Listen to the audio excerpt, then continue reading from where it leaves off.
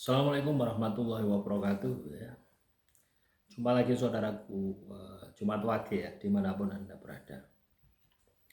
Kajian materi kali ini tentang tanda-tanda ya. Tanda-tanda umum sihir penutup rezeki ya. Biasanya kalau kita ini terkena sihir penutup rezeki, yang pertama, usaha atau bisnis tiba-tiba merosot ya, tanpa sebab yang jelas. Padahal sebelumnya lancar. Ya. Tiba-tiba sepi, tiba-tiba melorot. Yang kedua, Anda sering kehilangan uang atau barang. Ya, sering kehilangan uang atau barang. Yang ketiga, gagal terus dalam pekerjaan atau usaha. Kalau yang saya alami itu ya, melamar pekerjaan itu ya di berbagai perusahaan itu tidak pernah diterima, teman-teman ya. Tidak pernah diterima ya. Hampir 4 tahun ya. Bukan karena kualifikasi, bukan ya, karena ada sesuatu yang ibaratnya itu seperti apa ya, selaput gitu loh ya, yang menutup aura saya gitu. Jadi seperti itu yang saya rasakan ya. Akhirnya gagal terus gitu ya. Yang keempat, sering mendapat penolakan ya. Oh iya, ini sama ya, saat melamar pekerja ya, tanpa alasan yang masuk akal. Oh iya ya. Saya sampai bingung ya, dulu itu sampai bingung ya, tak bandingkan ya dengan pelamar-pelamar yang lain ya. Secara kualifikasi pendidikan lebih tinggi saya, secara jam terbang pengalaman lebih jauh saya, atau mungkin karena gaji saya gitu. Yang saya minta itu terlalu lebih, saya coba turunkan gaji saya gitu, malah ditertawakan gitu. Mau bapak dengan gaji semacam ini, ya tidak masalah gitu. Saya bilang seperti itu, ternyata malah ditolak. Nah, ini kan tidak masuk logika gitu ya. Selanjutnya yang kelima, merasa malas atau lesu ya, tidak memiliki semangat kerja ya. Ya bagaimana tidak malas ya teman-teman ya, bagaimana tidak malas, mau melamar saja gagal terus ya, ditolak terus ya, itu yang terjadi ya. Jadi kondisinya seperti itu.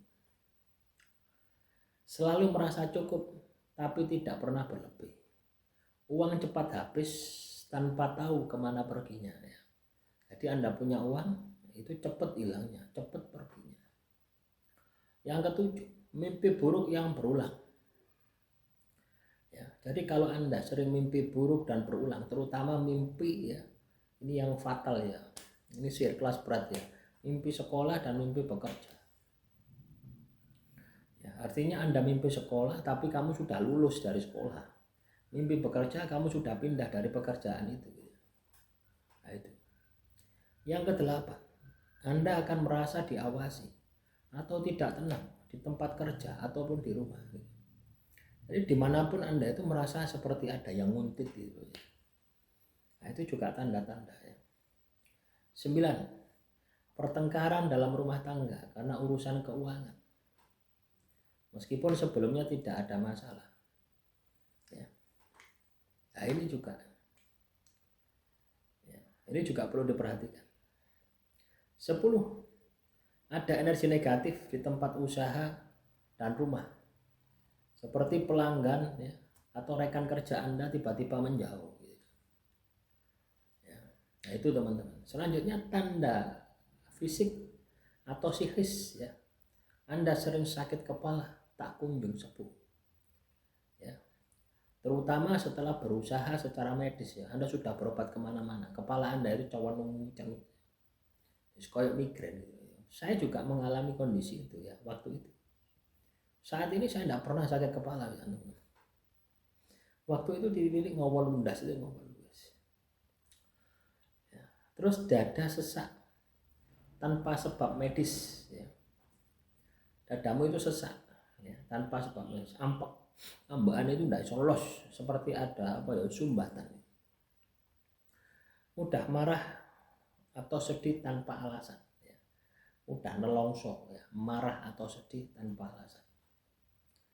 Selanjutnya gangguan tidur atau sulit tidur pada waktu tertentu, terutama antara ya tengah malam ya sampai pagi itu sulit tidur. Selanjutnya rasa takut yang berlebihan. Anda akan mengalami rasa takut yang berlebihan, rasa cemas, takut yang berlebihan. Ini juga salah satu indikasi adanya gangguan sihir ya, penutup rezeki. Cara mengatasi bagaimana? Ya, ada beberapa metode ya untuk mengatasinya. Ruqyah syariah secara rutin. Artinya Anda ini ruqyah secara mandiri ya, setiap hari. Memperbanyak zikir, wirid, sholat tahajud, sholat duha. Memperbanyak membaca kitab suci, ayat pembatal sihir ya, bisa Anda lakukan. Ya. Memperbanyak sedekah juga bisa. As-shadaqatu taf'ul bala. Ya. Tapi kalau menurut saya pribadi ya, cara yang terbaik untuk membersihkan sihir itu adalah dengan meruqyah sendiri. Ya, ruqyah itu ya macam-macam teman-teman ya. Memperbaiki ruqyah tentang ibadahnya, memperbaiki ibadahnya. Mungkin selama ini ibadahmu masih belum maksimal ya. Secara kuantiti belum terpenuhi, misalkan isya subuh lor asar maghrib tok sing mbok sembahyangi misalkan. Nah, itu kita ruqyah, kita beneri. Terus puasa gitu ya. Puasa Senin Kemis, puasa Nabi Daud ya. Saya sarankan puasa Nabi Daud ya. Sehari puasa, sehari tidak. Ini juga ruqyah. Ya, ketika Anda terkena sihir penutup rezeki, itu pada dasarnya sihir tersebut sudah berada di dalam tubuh Anda dalam waktu cukup lama gitu ya. Jadi tidak hanya hari itu gitu ya.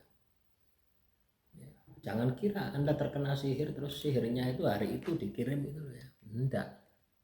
Sihir itu sudah bersemayam di dalam tubuh Anda lama sekali ya. Lama sekali. Ya. Baru ketika kondisi Anda sudah hancur lebur, barulah itu kekuatan maksimal dari sihir tersebut bekerja.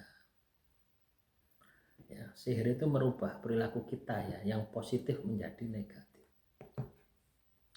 Ya, jadi kalau Anda terkena gangguan sihir ya itu yang terjadi. Paham ya, teman-teman? Anda juga bisa ya. Nah, ini bagi yang pesan garam ya, kemarin yang mau pesan garam ya untuk pembersihan ya. Ini saya sudah ada di Pasuruan ya. Saya sudah ada di Pasuruan. Nah, kasih nama, tulis nama, alamat ya. Garam itu untuk apa? Ya, bisa untuk satu keluarga ya. Garam itu bisa dipakai satu keluarga ya. Tapi kalau Anda pesan ya, lampirkan ya nama-nama satu keluarga. Karena ketika kita terkena sihir, teluh, santet, penutup rezeki ini, itu biasanya juga satu keluarga gitu ya. Walaupun yang dituju misalkan saya, keluarga saya semua itu kena dampaknya. Ya, jadi seperti itu. Pengiriman dari Pasuruan ya untuk membayar garam 100.000. Untuk ongkirnya ya Jatim, Jateng, Jabar, DKI itu ya kurang lebih Bali ya itu kurang lebih 20.000 sampai 30.000 ya.